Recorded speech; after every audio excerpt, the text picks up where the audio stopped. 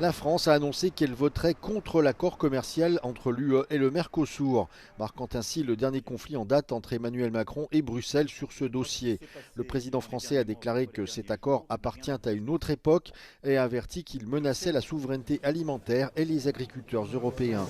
Cet accord commercial conclu en 2024 vise à créer une zone de libre-échange avec l'Argentine, le Brésil, le Paraguay et l'Uruguay après 25 ans de négociations.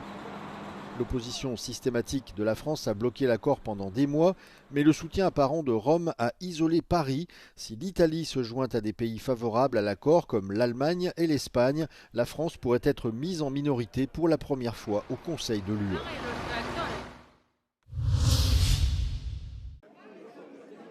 La Commission européenne multiplie les cadeaux aux agriculteurs pour désamorcer leur opposition au projet d'accord de libre-échange avec le Mercosur. L'exécutif européen s'est réuni dans l'espoir d'aplanir les divergences avant une possible signature du traité lundi au Paraguay. Parmi les mesures d'apaisement, l'UE envisage notamment de suspendre la taxe carbone sur les fertilisants et de réduire certains droits de douane sur les engrais. Cette décision répond aux demandes de la France et de l'Italie. Bruxelles promet par ailleurs d'intervenir en cas de déstabilisation du marché et insiste sur des mesures de sauvegarde pour les produits agricoles les plus sensibles.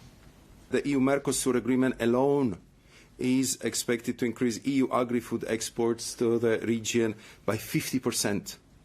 50%, eliminating tariffs that today can reach up to 55%. And on top of it, this would be also a landmark agreement from the perspective that 344 EU geographical indications are included into this agreement, which would clearly defend Europe's iconic food and drink products. L'Italie semble finalement convaincue, mais la France est la première puissance agricole de l'Union européenne et jusqu'à présent, son opposition au traité embarrasse la Commission. La colère a éclaté aux États-Unis après le meurtre de Renée Nicole Goode par un agent de la police de l'immigration mercredi dans le Minnesota. De nombreuses manifestations ont été organisées à travers le pays en mémoire de cette mère de famille de 37 ans. Le gouvernement fédéral et l'administration Trump ont immédiatement apporté leur soutien à l'agent qui reproche à la victime d'avoir tenté de le renverser. Le vice-président J.D. Vance a même assuré que l'agent avait agi en légitime défense. You've got to be a little brainwashed to get to that point to where you're willing not just to protest, that's fine. Not peacefully protest, but throw your vehicle in front of legitimate law enforcement officers and drive your car into them. To get to that point, you have to be, I think, radicalized in a very, very sad way. Une version des faits contredite par les vidéos tournées par des témoins et par plusieurs experts. Selon les rapports locaux, la femme ne représentait aucune menace pour les agents. Les services de police locaux ont été écartés de l'enquête par le FBI, seul en charge des investigations, ce que dénonce Jacob Frey, maire de Minneapolis. We want to make sure that this investigation is fair, is thorough, and is complete. And I was saying yesterday that I was not going to preempt the work of the Minnesota Bureau of Criminal Apprehension, as they were a really important component of this investigation itself. But seemingly, they've been blocked out entirely from doing this work by the FBI and this Trump administration. So, is it problematic? Absolutely. Am I concerned about this development? Of course I am.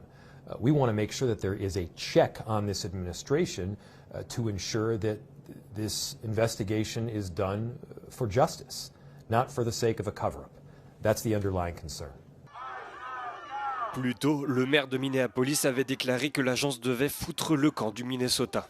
Dans le cadre de la lutte contre l'immigration illégale menée par l'administration Trump, l'Agence fédérale de contrôle de l'immigration et des douanes s'est vue attribuer des pouvoirs élargis et, selon ses détracteurs, agit avec une brutalité insensée. Les Iraniens se sont mobilisés en nombre dans les rues de la capitale Téhéran jeudi soir après l'appel lancé par le prince héritier en exil, Reza Pahlavi, à une manifestation de masse contre le régime. Ils ont scandé des slogans anti-gouvernementaux défiant le pouvoir qui tente depuis quelques semaines de contenir un large mouvement de colère né des problèmes économiques que connaît le pays. L'accès à Internet et les lignes téléphoniques en Iran ont été immédiatement coupés. Cloudflare, une société Internet, et le groupe de défense NetBlocks ont signalé la coupure de tout le réseau, l'attribuant à l'intervention directe et désespérée du pouvoir iranien. و قطعا توجه کردید که ازدحام جمعیت باعث این میشه که نیروها پس بروند و امکان ریزش رو به سمت شما بیشتر میکنن. بنابراین مهم استش که این انضباط و گستردگی رو حفظ بکنیم.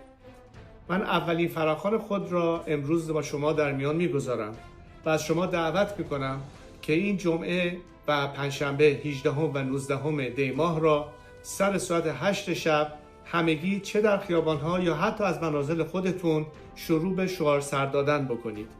در نتیجه بازخورد این حرکت‌ها من فراخوان‌های بعدی رو به شما اعلام خواهم کرد. La manifestation représentait le premier test pour savoir si le public iranien pouvait être influencé par le prince héritier Reza Pahlavi, fils du dernier shah d'Iran Mohammad Reza Pahlavi, qui se sachant malade et mourant avait fui son pays juste avant la révolution islamique de 1979. Les responsables iraniens prennent très au sérieux ces larges manifestations. Le journal radical Kayan a publié une vidéo en ligne affirmant que les forces de sécurité utiliseraient tous les moyens, notamment des drones, pour identifier et punir les participants. Benyamin Netanyahou a annoncé que l'ancien envoyé spécial de l'ONU pour le Moyen-Orient, Nikolai Mladenov, occuperait le poste de directeur général du nouveau Conseil pour la paix de Donald Trump.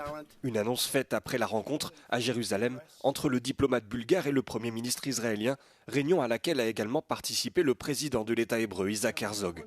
Le Conseil devra superviser la deuxième phase du cessez-le-feu à Gaza, comme le désarmement du Hamas, le retrait des troupes israéliennes de Palestine et les efforts de reconstruction. Un haut responsable états-unien a confirmé cette nomination, bien que Washington ne l'ait pas encore officialisée. Ancien ministre bulgare des Affaires étrangères et de la Défense, Nikolai Mladenov a longtemps contribué à désamorcer la violence transfrontalière entre Israël et le Hamas et à maintenir l'idée d'une solution négociée. Malgré la mise en place d'un cessez-le-feu en octobre dernier, Israël continue de bombarder la Palestine. En 3 mois, plus de 400 personnes ont été tuées selon les autorités sanitaires locales. Ce jeudi, des frappes israéliennes ont fait au moins 8 morts, dont une fillette de 11 ans, une adolescente et 2 jeunes garçons. La présidente de la Commission européenne, Ursula von der Leyen, et le président du Conseil européen, Antonio Costa, se sont rendus à Amman, capitale de la Jordanie. Un déplacement visant à renforcer les liens avec le pays, l'occasion aussi pour les deux dirigeants de s'engager à apporter un soutien financier supplémentaire à la Jordanie, qu'ils considèrent comme un pilier de la stabilité régionale. Les discussions avec le roi Abdallah II ont porté principalement sur la transition politique en Syrie et à Gaza. And the West Bank have been at the heart of our regular exchanges, also here today.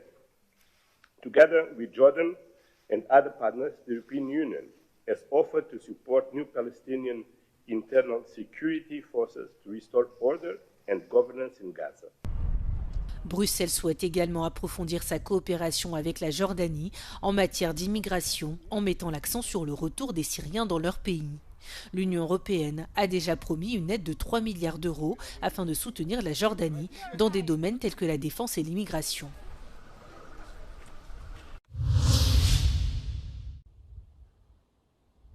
Le secrétaire d'État américain Marco Rubio se rendra la semaine prochaine au Danemark pour discuter du souhait américain d'acquérir le Groenland. Copenhague rappelle que le Danemark est membre de l'OTAN et qu'une attaque militaire américaine sur le Groenland signifierait la fin de l'Alliance de l'Atlantique Nord. Les poids lourds de l'UE et le Royaume-Uni soutiennent le Danemark. La porte-parole de la Maison-Blanche confirme que Donald Trump n'écarte pas l'option militaire. De son côté, Marco Rubio précise que les États-Unis préféreraient trouver une autre solution. The president always retained the option. Every president, not this president, every president always retains the option. I'm not talking about Greenland. I'm just talking about globally. If the president identifies a threat to the national security of the United States, every president retains the option to address it through military means. As a diplomat, which is what I am now, and what we work on, we always prefer to settle it in different ways. That included in Venezuela. La chef de la diplomatie du Groenland, Viviane Motzfeldt, participera aux entretiens. Selon elle, le Groenland a besoin des États-Unis et les États-Unis ont besoin du Groenland en matière de sécurité en Arctique. Copenhague et Washington ont signé un traité en 1951 qui autorise la présence militaire américaine au Groenland. En 1946, les États-Unis avaient déjà proposé de racheter le Groenland. Aujourd'hui, les 57 000 habitants de l'île ont seuls le pouvoir de décider. Selon un dernier sondage, les Groenlandais sont à 85% opposés à devenir américains.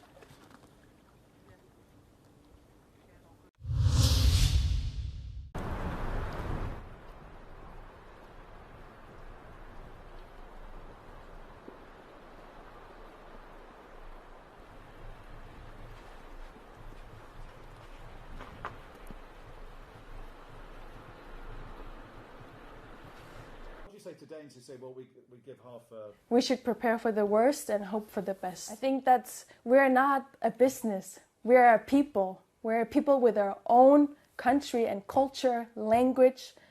We are not a product. So I think people should really think about that. I know Donald Trump is a businessman, but Greenland is not a product. We're a people. And that should be taken very seriously and that should be respected. We should be the people that is in focus here.